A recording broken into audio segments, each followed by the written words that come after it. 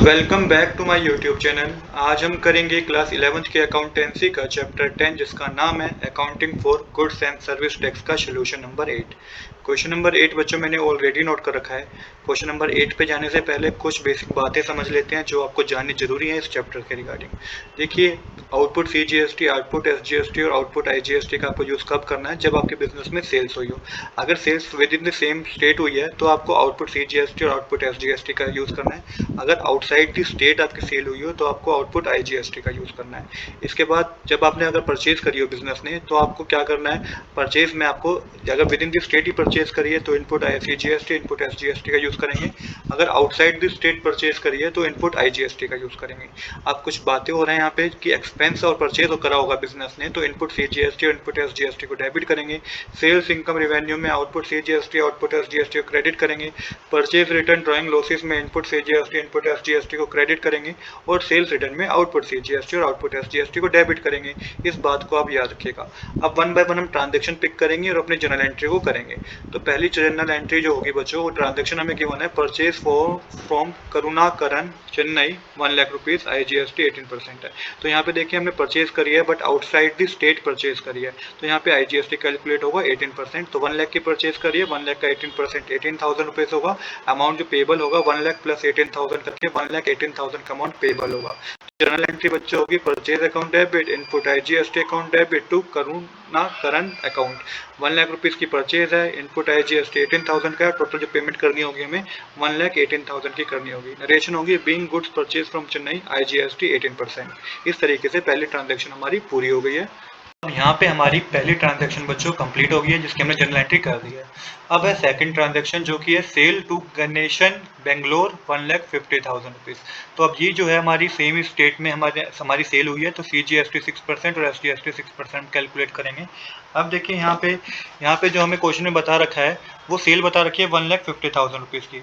1,50,000 की अगर सेल बता रखी है तो इस पे सीजीएसटी 6% कैलकुलेट करेंगे तो 9,000 रुपीज होगा, एसजीएसटी भी 9,000 रुपीज होगा। टोटल अमाउंट बच्चों जो हमें रिसीव होगा 1,50,000 प्लस 9,000 प्लस 9,000 1,68,000 रुपीज का अमाउंट हमें रिसीव होगा। एंट्री जो इसकी होगी बच्चों वो होगी Ganesh account debit to sales account क्योंकि सेल्स हुई है, to output CGST account to output SGST account जो कि मैंने बताया सेल्स में आउटपुट सीजीएसटी और आउटपुट एसजीएसटी का आप यूज करेंगे। टोटल घनश्याम से हमें 1,68,000 रुपीज लेने हैं। सेल्स 1,50,000 की थी, 9,000 का सीजीएसटी है, 9,000 का ही एसजीएसटी है। नरेशन होगी being good sold to Ganesan CGST and SGST at the rate 6% each. तो इस तरीके से सेकंड ट्रांजैक्शन बच्चों हमारी कंप्लीट हो गई है। अब थर्ड ट्रांजैक्शन है sale to S Nair Kerala 2,60,000। तो यहाँ पे आईजीएसटी कैलकुलेट करेंगे 18%। 2,60,000 की सेल हुई है, 18% का आईजीएसटी है तो ये टोटल आपका 46,800 रुपीज का आईजीएसटी होगा। टोटल अमाउंट जो बच्चों हमें रिसीव होगा 2,60,000 प्लस 46,800 करेंगे आप तो 3,06,800 रुपीज होगा। एंट्री क्या होगी, सेल हुई है बिजनेस में तो sale account S Nair account debit to sales account to output IGST account. 3,06,800 rupees total हमें लेने हैं। सेल्स हुई है 2,60,000 रुपीज की और 46,800 का आईजीएसटी है। नरेशन होगी बच्चों being good sold to S Nair, IGST 18%। अब करेंगे ट्रांजैक्शन नंबर 4 बच्चों। ट्रांजैक्शन नंबर 4 में परचेज करी है मशीनरी 80,000 रुपीज की और चेक के थ्रू पेमेंट भी कर दी है। यहाँ पे सीजीएसटी 9% और एसजीएसटी भी 9% कैलकुलेट करेंगे। अब देखिए जब आप 80,000 का 9% सीजीएसटी कैलकुलेट करेंगे तो 7,200 रुपीज आएगा, एसजीएसटी भी 7,200 रुपीज आएगा। टोटल पेमेंट जो हम करेंगे चेक के थ्रू वो 80,000 प्लस 7,200 प्लस 7,200 करके 94,400 की पेमेंट करेंगे। अब मशीनरी परचेज करी हमने, एसेट परचेज करा है तो उसका नाम आएगा machinery account debit input CGST account debit input SGST account debit to bank account. Bank account इसलिए क्योंकि चेक के थ्रू पेमेंट कर दिया है। 80,000 की मशीनरी थी, 7,200 का सीजीएसटी पे करा है, 7,200 का एसजीएसटी पे करा है। टोटल जो पेमेंट करी है हमने बैंक में वो 94,400 रुपीज की करी है। इसके बाद आप बैंक से हमने पेमेंट इतने की करी है। इसके बाद नरेशन लिखेंगे being machinery purchase CGST SGST at rate 9% each. तो इस तरीके से बच्चों ट्रांजैक्शन नंबर 4 भी हमारी कंप्लीट हो गई है। अब करेंगे ट्रांजैक्शन नंबर 5 जिसमें हमने रेंट पे किया है 30,000 रुपीज का चेक के थ्रू। सीजीएसटी 6% है और एसजीएसटी भी 6% है तो 30,000 का 6% सीजीएसटी 1,800 रुपीज होगा, एसजीएसटी भी 6% बच्चों 1,800 रुपीज होगा। अमाउंट जो हमने पे करा है बच्चों 30,000 प्लस 1,800 प्लस 1,800 करेंगे तो 33,600 रुपीज हमने पे करे हैं चेक के थ्रू। एंट्री होगी क्योंकि एक्सपेंस है तो एक्सपेंस इंक्रीज हुए हमारे, तो rent account debit, input CGST account debit, input SGST account debit to bank account. 30,000 rupees का रेंट है, 1800 रुपये का CGST है, 1800 का SGST है। टोटल पेमेंट जो हमने करी है वो 33,600 रुपीज़ की है।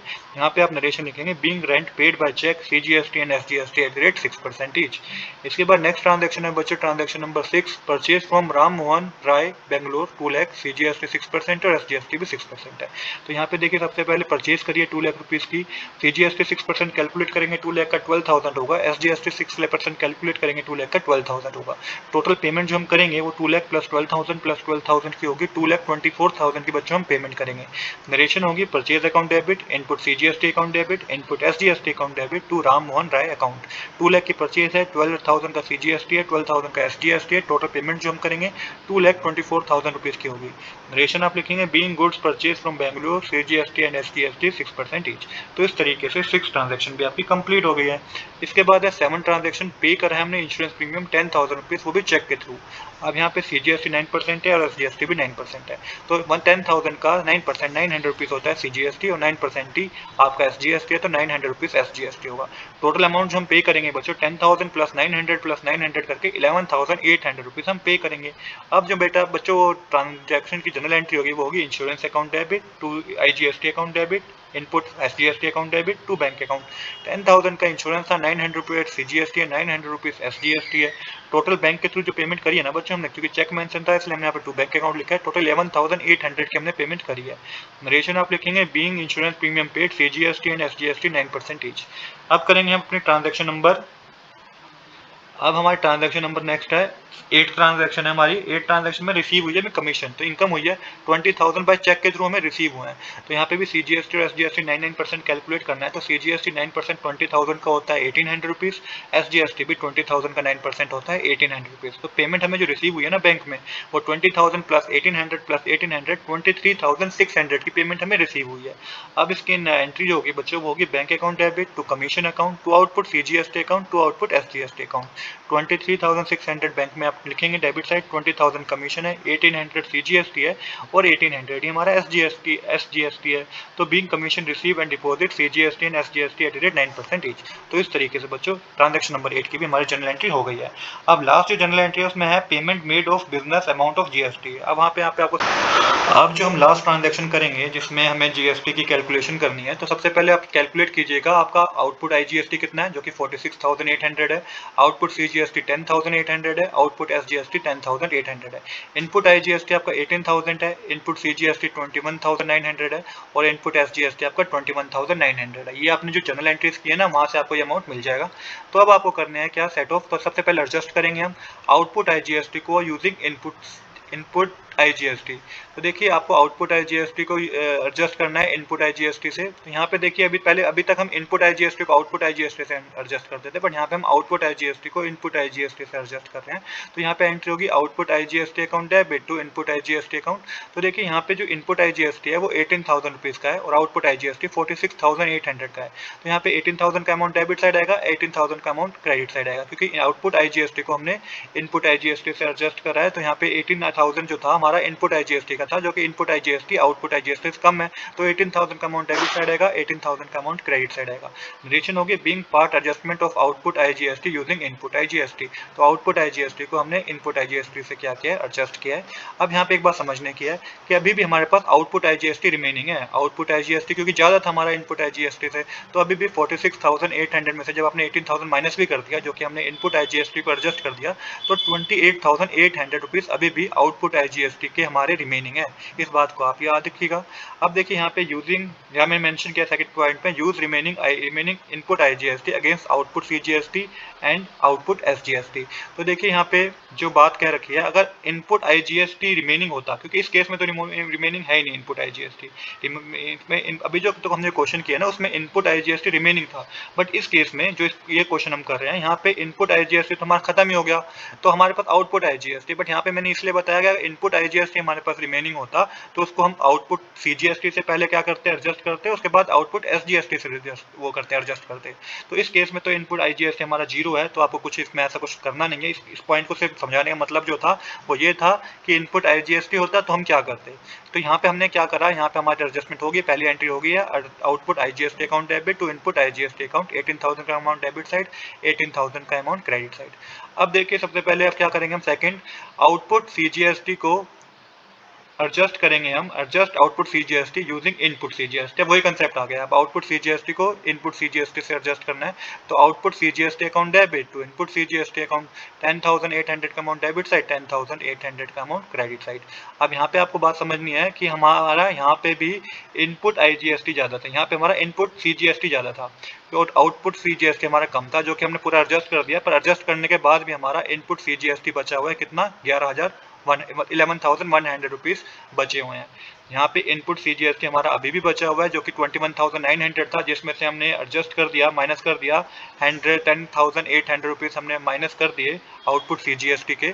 अभी भी हमारे पास 11,100 रुपीज बचे हुए हैं क्रेडिट अवेलेबल फॉर फ्यूचर। ये फ्यूचर में हम यूज करेंगे, किस तरीके से यूज करेंगे मैं आपको बताऊंगा।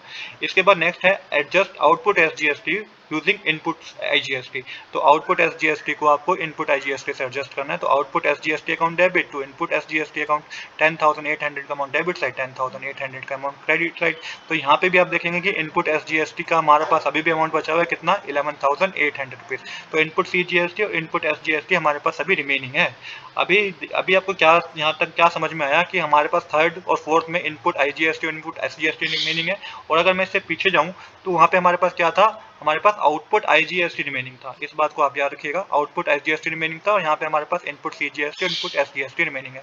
अब हमें क्या करना है, थोड़े से रूल को समझ लेते हैं सेट ऑफ के, यहाँ पे क्योंकि डिफरेंट कंसेप्ट आ गया है, प्रीवियस टू क्वेश्चन किए उससे डिफरेंट कंसेप्ट आ गया यहाँ पे। अब देखिए input IGST can be used against IGST। जो पहला कंसेप्ट, जो हमारा पहला रूल था ना, जो हमने अभी पिछले क्वेश्चन में फॉलो किया है, वो है कि input IGST can be used against IGST, CGST and SGST। तो अगर इनपुट IGST में कुछ बैलेंस होता जो कि इस केस में है ही नहीं, तो यहाँ पे अगर होता तो हम उसको पहले IGST से करते, एडजस्ट करते, फिर उसे CGST से करते और फिर उसे SGST से करते। अब क्या यहाँ पे इनपुट CGST जो use, input CGST can be used against CGST then IGST। तो इनपुट CGST अगर होता है, इनपुट CGST में अगर बैलेंस होता है तो उससे हम कैसे यूज करते हैं, पहले उससे अगेंस्ट CGST यूज करते हैं, देन IGST यूज करते हैं, उसको SGST कभी यूज नहीं करते हैं। सेम इसी तरीके से अगर इनपुट SGST में बैलेंस होता है तो input SGST can be used against SGST।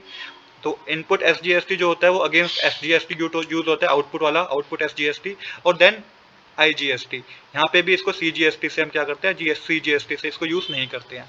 अब देखिए हमारा जो सिनेरियो बन रहा है, हमारे सिनेरियो में आउटपुट IGST बचा हुआ है इस left, so you can use input CGST and input SGST।